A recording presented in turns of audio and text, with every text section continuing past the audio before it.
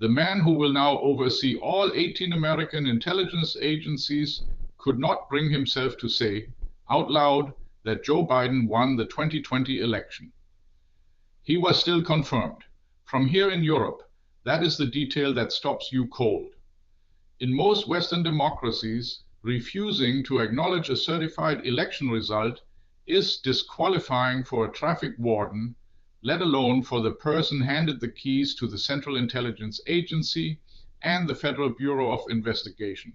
But in Washington, on July 29, 2026, the Senate confirmed Jay Clayton, a New York prosecutor, as the new Director of National Intelligence. The vote was 51 to 47, along strict party lines.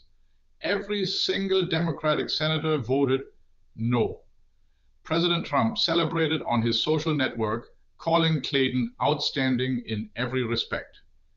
Here is the part American media tends to file under normal procedure. 2 weeks ago, before the Senate Intelligence Committee, Clayton was given chance after chance to simply state that Biden was the president. He would not. He said only that the election had been certified in Biden's favor. A committee member complained they had tried countless ways to let him just acknowledge the obvious. He declined everyone.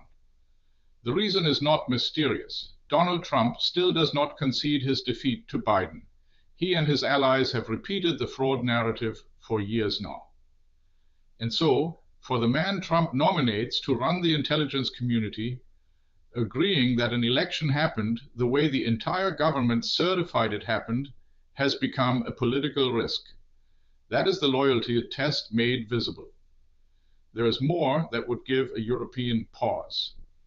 As a federal prosecutor, Clayton subpoenaed journalists at the New York Times who had reported on security flaws in Trump's new presidential aircraft, a plane gifted to the United States by Qatar. After the paper filed a legal complaint, the subpoena was quietly withdrawn. So the incoming intelligence chief has a recent record of pointing prosecutorial power at reporters who embarrassed the president. In Berlin, we would call that a press freedom red flag. In Washington, it appears on his resume. And notice how he got here. Clayton was the backup. Trump actually wanted Bill Pult, a real estate man with no intelligence experience who has been running the office on an acting basis since June. Even a Republican Senate balked at that, so Clayton is the compromise.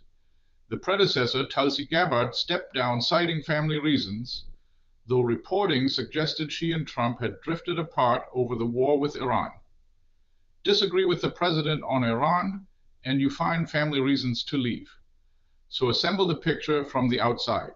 A spy chief who won't confirm a certified election, who subpoenaed journalists, chosen because the first pick was too raw, even for his own party.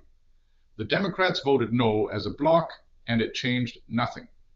This is how an institution is remade in a democracy, not with a coup, but with a vote of 51 to 47 and everyone going home for dinner. That's the view from here. What does it look like where you are?